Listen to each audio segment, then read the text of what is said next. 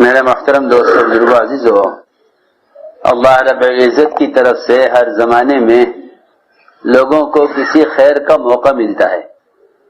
اگر وہ اس خیر کے موقع کو غنیمت جان کر اس خیر کے موقع کی قدر کرتے ہیں تو اللہ تعالیٰ ان کی نسلوں میں اس خیر کو باقی رکھتے ہیں، اور اگر وہ اس خیر کے موقع کو ضائع کر دیں تو یہ سلسلہ ختم ہو جاتا ہے۔ یہ اللہ کا دستور ہے کہ ہم انہیں خیر کا موقع دیں گے اور دیکھیں گے کہ یہ اس میں کیا کرتے ہیں۔ اللہ تعالیٰ کے دنیا میں انسان کو اپنا خلیفہ بنانے کا اصل مقصد ہی یہی ہے، فَيَنْظُرَ كَيْفَ تَعْمَلُونَ، کہ اللہ دیکھنا چاہتے ہیں کہ تم یہ خیر کا موقع مل کر کیا کرتے ہو۔ اگر تم اس خیر کے موقع کی قدر کرو تو ہم تم سے آگے کام لیں، اور اگر تم اس خیر کے موقع کو ضائع کر دو تو فرمایا لا ينال عهد الظالمین، کہ امانت کو ضائع کرنے والوں سے ہمارا کوئی وعدہ، کوئی عہد نہیں ہے۔ یہ اللہ تعالیٰ کا دستور ہے کہ اللہ رب العزت بہت سے لوگوں کو ہر زمانے میں خیر کا موقع دیتے ہیں، پھر امتحان لیتے ہیں، اور امتحان بہت سخت ہوتا ہے۔ امتحان بہت سخت ہوتا ہے۔ اس امتحان کا مقصد یہ ہوتا ہے کہ یہ اب تک کی کوشش کے بعد اطاعت کی طرف جا رہے ہیں یا خواہش کی طرف جا رہے ہیں، اطاعت کی طرف جا رہے ہیں یا خواہش کی طرف، یہ امتحان ہوتا ہے۔ اس امتحان میں جو لوگ خواہش کو چھوڑ کر اطاعت کی طرف آ جاتے ہیں ان کو اللہ تعالیٰ اپنے کام کے لیے منتخب کر لیتے ہیں، اور جو اطاعت کو چھوڑ کر خواہش کی طرف چلے جاتے ہیں ان کو اللہ رب العزت نیک لوگوں کی فہرست میں سے نکال دیتے ہیں۔ سنو، یہ اللہ تعالیٰ کا قدیم دستور ہے، پرانا۔ ایسا نہیں ہے کہ جو آدمی کام جان لے گا وہ کام کر لے گا، کام کا کرنا قابلیت پر نہیں ہے۔ یہ حدیث کا مفہوم ہے کہ اللہ رب العزت کسی سے دنیا میں دین کا کوئی کام اس کی قابلیت پر نہیں لیتے، بلکہ صفات قبولیت پر لیتے ہیں۔ کس پر؟ صفات قبولیت۔ اور صفات قبولیت کیا ہیں؟ کہ ان صفات قبولیت میں سب سے بنیادی چیز اطاعت ہے۔ اگر اطاعت نہیں ہے تو قبولیت نہیں ہے۔ اطاعت اس کو نہیں کہتے کہ جو کام ہمارے کرنے کا ہوگا اس کو ہم کریں گے، جو ہمارے کرنے کا نہیں ہوگا اس کو ہم چھوڑ دیں گے، اس کو اطاعت نہیں کہتے۔ صفات قبولیت کے لیے سب سے بنیادی شرط اطاعت ہے۔ جو اطاعت نہیں ہے تو قبولیت کی صفت نہیں ہے۔ اس اطاعت میں یہ نہیں ہوگا کہ یہ حکم تو آپ کا میری طاقت سے باہر ہے، میں یہ نہیں کر سکتا۔ سنو، لا یکلف اللہ نفسا الا وسعها، اس کا مطلب یہ نہیں ہے کہ جو تم سے نہ ہو سکے اس کو چھوڑ دو، بلکہ اس کا مطلب یہ ہے کہ جو تم کر نہیں سکتے تھے اللہ نے تمہیں اس کا مکلف کیا ہی نہیں ہے، یہ مطلب ہے۔ یہ نہیں کہ جو کرنا نہ چاہو اس کو چھوڑ دو، جو کر نہ سکو اس کو چھوڑ دو، بلکہ اللہ نے جس کام کے کرنے کی انسان میں طاقت نہیں رکھی اللہ نے انسان کو اس کا حکم نہیں دیا۔ لا یکلف اللہ نفسا الا وسعها، کہ ہر شخص کے اندر اللہ رب العزت نے اتنی طاقت رکھی ہے جس سے وہ اللہ کے احکام کو پورا کر سکے۔ یہ بھی لوگ غلط کہتے ہیں کہ ہمیں تو توفیق نہیں ہو سکی، یہ خیال بھی غلط ہے، یہ خیال بھی غلط ہے۔ توفیق عمل کرنے کو نہیں کہتے، توفیق کا ملنا عمل کرنے کو نہیں کہتے، توفیق کا ملنا عمل کرنے کو نہیں کہتے۔ یہ خیال غلط ہے لوگوں کا، ایک دوسرے سے کہتے ہیں کہ دعا کرو اللہ ہمیں توفیق دے، توفیق کا ملنا عمل کرنے کو نہیں کہتے، یہ خیال غلط ہے۔ بلکہ توفیق کہتے ہیں اللہ تعالیٰ کی طرف سے عمل کا موقع اور اللہ تعالیٰ کی طرف سے عمل کے ذرائع کا مل جانا۔ میری بات دھیان سے سننی پڑے گی بہت۔ اسباب خیر کا مہیا ہونا یہ توفیق ہے، اسباب خیر کا حاصل ہو جانا یہ توفیق۔ میں عرض کرتا ہوں کہ اسباب خیر کا حاصل ہو جانا یہ توفیق ہے۔ اللہ تعالیٰ نے جس انسان کو آنکھیں دی ہیں اس کو قرآن دیکھ کر پڑھنے کی توفیق دی ہے، اگر وہ نہیں پڑھتا تو وہ اس توفیق کو ضائع کر رہا ہے۔ جس کو مال نہیں دیا اللہ نے اس کو زکوٰۃ کی توفیق نہیں دی ہے، جس کو پیر نہیں دیے اللہ نے اس کو نماز میں کھڑے ہونے کی توفیق نہیں دی ہے۔ میں حیران ہوں کہ لوگوں کے پاس مال بھی ہیں، اسباب بھی ہیں، جسم بھی درست اور تندرست ہے، وہ یہ کہتے ہیں کہ ہمیں توفیق نہیں ہوئی ہمارے لیے، اللہ سے توفیق کی دعا کرو. توفیق عمل کرنے کو نہیں کہتے، بلکہ توفیق کہتے ہیں اللہ تعالی کی طرف سے اس عمل کے اسباب کا ملنا. جو آدمی اندھا ہے، نابینا ہے، اس کو قرآن دے کر پڑھنے کی توفیق نہیں ہے. ہاں یہ دعا کر سکتا ہے کہ اللہ مجھے قرآن دے کر پڑھنے کی توفیق دے دے. سمجھے میری بات؟ ہاں، اے اللہ مجھے قرآن دے کر پڑھنے کی توفیق دے دے. کا مطلب یہ ہے کہ مجھے آنکھ دے دے، کیونکہ میں نابینا ہوں، قرآن دیکھ کر نہیں پڑھ سکتا. سمجھے توفیق کا مطلب؟ کہ اللہ تعالیٰ اس خیر کا موقع دیتے ہیں لوگوں کو. جب یہ اس خیر کے کام میں چلتے ہیں تو اللہ تعالیٰ ان کا امتحان لیتے ہیں. یہ بہت اہم بات ہے. یہ بات نہیں ہے کہ اگر کسی خیر کا موقع مل گیا تو یہ لوگ امتحان سے پار ہو گئے، ایسا نہیں ہے، ایسا نہیں ہے. بلکہ دنیا والوں کا دستور ہے، یہ طریقہ ہے کہ وہ پڑھے لکھے لوگوں کو لیتے ہیں، پھر ان کا امتحان ہوتا ہے، اس میں سے بعض منتخب کیے جاتے ہیں اور اکثر کو ان میں سے فیل کر دیا جاتا ہے کہ نہیں ہمارے کام کے نہیں ہے. ہاں، بہت ڈگریوں والے، بہت صلاحیتوں والے، ان کو منتخب کیا جاتا ہے، پھر ان کو فیل کیا جاتا ہے. کہے میں امتحان میں جا کے بات سننا. یہ فرماتے تھے کہ اس کام میں وقت گزارا ہوا ہونا یہ کوئی دلیل نہیں ہے قبولیت کی. اور یہ بھی یاد رکھو کہ شہرت بھی قبولیت کی دلیل نہیں ہے، کیونکہ مشہور ہونا الگ ہے، مقبول ہونا الگ ہے. ایک آدمی مشہور ہے اور ایک مقبول ہے.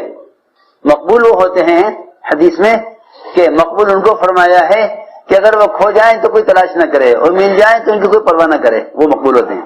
کھو جائیں تو کوئی، ہاں یہ حدیث کا مفہوم میں عرض کر رہا، کھو جائیں تو کوئی تلاش نہ کرے، فلاں صاحب کہاں ہیں، اور مل جائیں تو کوئی ان کی پرواہ نہ کرے. جی ہاں، اس لیے قبولیت الگ چیز ہے، شہرت الگ چیز ہے. ایک مدت گزر جانا کسی خیر کے کام میں یہ قبولیت اور استقامت کی دلیل نہیں ہے. پوچھا گیا حضرت سے کہ حضرت استقامت کسے کہتے ہیں؟ تو حضرت نے فرمایا صاحب سے کہ تم کیا سمجھتے ہو؟ تو میں نے ایک بات عرض کی ہے کہ قبولیت اور شہرت. تو قبولیت کا تعلق صفات قبولیت سے ہے، قبولیت کا تعلق صفات قبولیت سے ہے کہ ہمارے اندر وہ صفات ہوں جن صفات پر اللہ کی طرف سے قبولیت کا فیصلہ ہوتا ہے.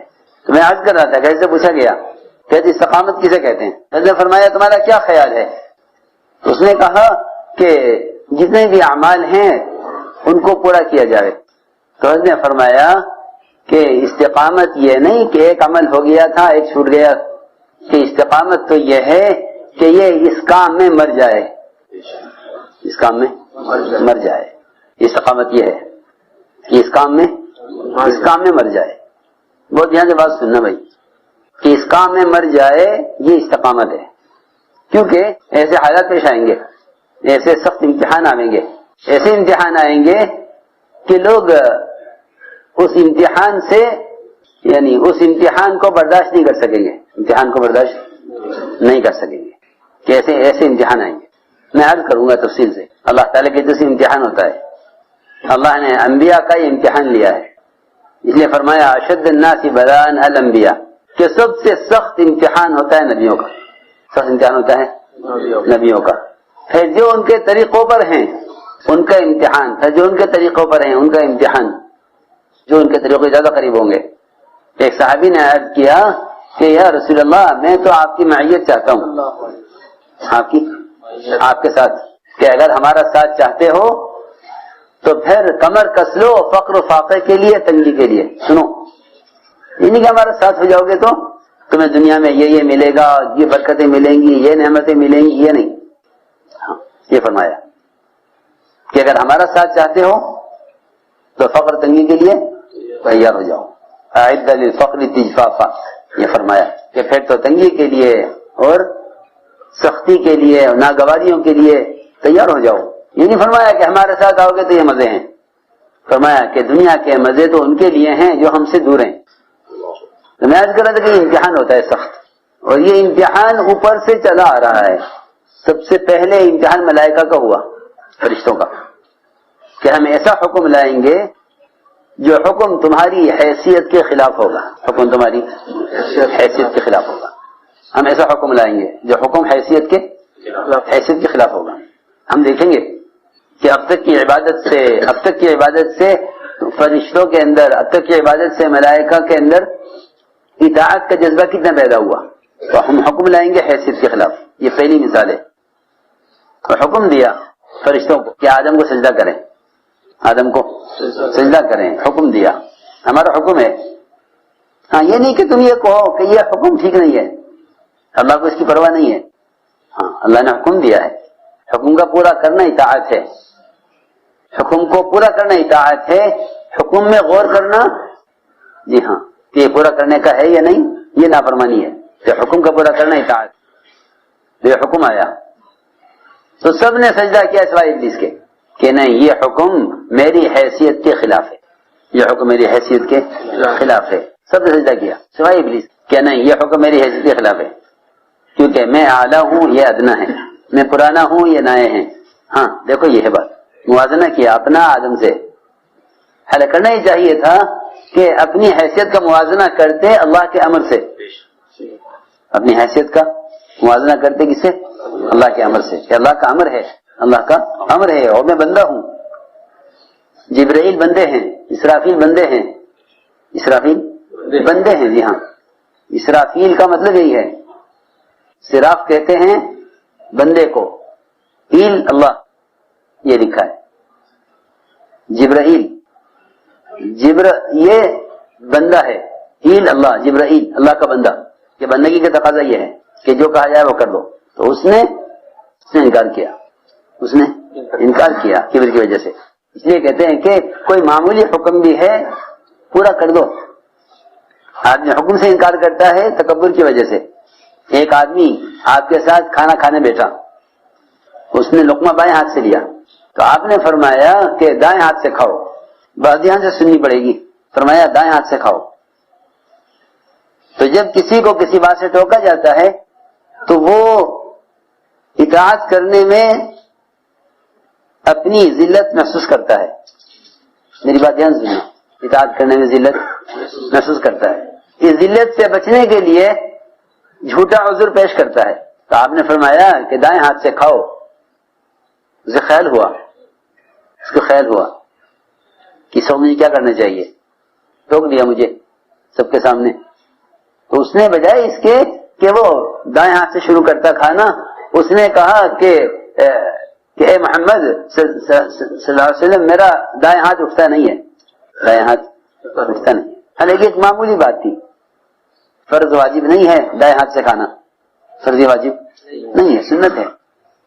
کہ ایک سنت سے انکار کے لیے جھوٹا عذر کیا، ایک سنت سے انکار کے لیے جھوٹا عذر کیا اور یہ کہا کہیے میرا دایاں ہاتھ اٹھتا نہیں ہے، حالانکہ ہاتھ بالکل ٹھیک تھا. آپ سمجھ گئے کہ جھوٹ بول رہا ہے. تو آپ نے فرمایا کہ تیرا یہ ہاتھ کبھی نہ اٹھے. ہاتھ شل ہو گیا، ہاتھ ختم ہو گیا، ہاتھ کی جان نکل گئی. کہ روایت میں ہے کہ اس وقت کے بعد اس کا ہاتھ کبھی اس کے منہ کی طرف نہیں اٹھا، حالانکہ معمولی بات تھی. کسی حکم کو چھوٹا مت سمجھو. جی ہاں، دائیں ہاتھ سے کھانا ایک سنت ہے. اس نے انکار کیا کبر کی وجہ سے کہ آپ نے مجھے کیوں کہا کہ دائیں ہاتھ سے کھاؤ. تو اس نے اس کا عذر کیا جھوٹا کہ یہ ہاتھ میرا اٹھتا نہیں ہے، یہ ہاتھ میرا اٹھتا نہیں. تو آپ نے یہ بددعا دی جس وقت، اللہ کرے تیرا یہ ہاتھ نہ اٹھے. سوچ سخت بات ہے، یہ سوچنے کی بات ہے کہ بعض مرتبہ آدمی کبر کی وجہ سے حق کا انکار کر دیتا ہے. جی ہاں، ابا واستکبرا کہ ابلیس نے انکار کیا اور تکبر کیا.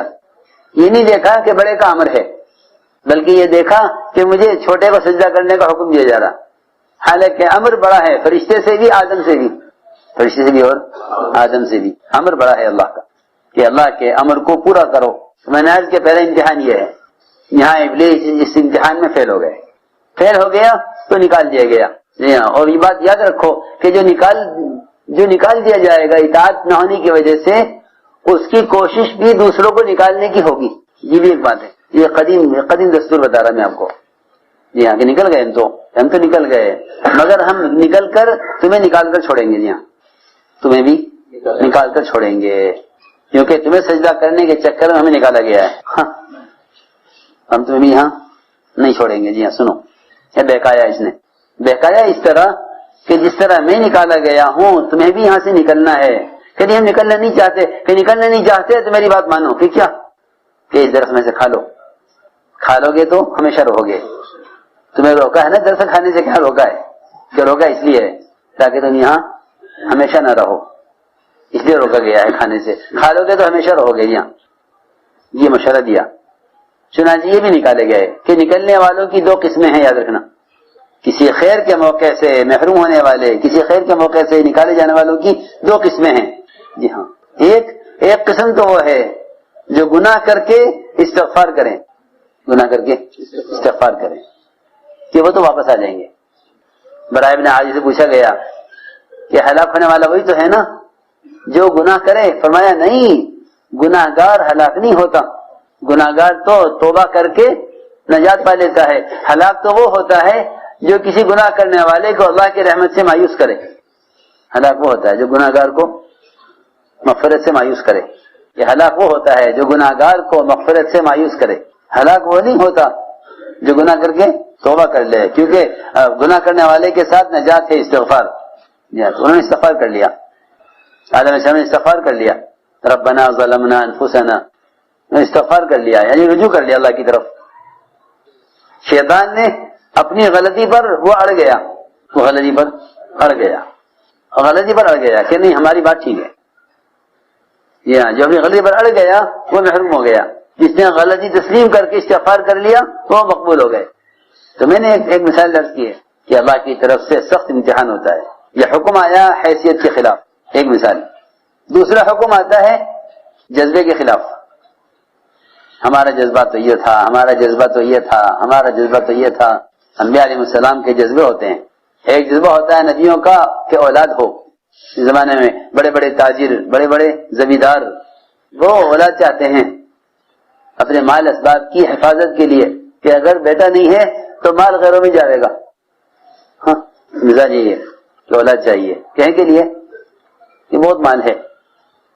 انبیاء علیہ السلام اللہ تعالیٰ سے اولاد کے طالب ہوتے ہیں اس امانت کی حفاظت کے لیے جو اللہ کے یہاں سے لے کر آئے ہیں. یرثنی ویرث من آل یعقوب، اے اللہ ایسی اولاد دے جو ہماری اوپر سے آنے والی امانت کی آگے حفاظت کرے. تو شاہد ہوتی ہے اولاد کی نبیوں میں. زکریا علیہ السلام نے اللہ سے اولاد چاہی اس زمانے میں جب ان کی عمر 120 سال کی تھی، بیوی کی عمر 90 سال کی تھی. اللہ نے اولاد دی، اللہ نے اولاد دی. جی ہاں، ان کی عمر 120 سال، بیوی کی عمر 90 سال. جی ہاں، اللہ کے سامنے پیش کر دیا اپنے آپ کو. اس پیش کرنے کا مطلب یہ نہیں تھا کہ یہ کام ہو نہیں سکتا. پیش کرنے کا مطلب یہ تھا کہ تو اس کا محتاج نہیں ہے، تو اس کا محتاج نہیں ہے. میں تجھ سے مانگ کر کبھی نامراد نہیں ہوا، میں تجھ سے مانگ کر کبھی نامراد نہیں ہوا. مجھے یقین ہے کہ تو مجھے بڑھاپے میں اولاد دے گا. یہ تعلیم دی ہے کہ کبھی بھی دعا جو ہے وہ اسباب کی بنیاد پر، اسباب کی امید پر دعا مت مانگنا، کیونکہ اسباب کی امید اور دعا کی قوت جمع نہیں ہو سکتی. اسباب سے امید ہو اور دعا میں قوت ہو، یہ نہیں ہو سکتا. کہ اسباب کی امید دعا کی قوت کو ختم کر دیتی ہے. اسباب کی امید دعا کی قوت کو ختم کر دیتی ہے. اسباب سے امید ہے پھر دعا مانگ رہا ہے، تو یہ دعا کی قوت کو، اسباب کی امید دعا کی قوت کو سلب کر لیتی ہے. کیوں؟ کی وجہ ہے کہ اس کی وجہ یہ ہے کہ اسباب کی سے امید رکھ کر دعا کرنے والے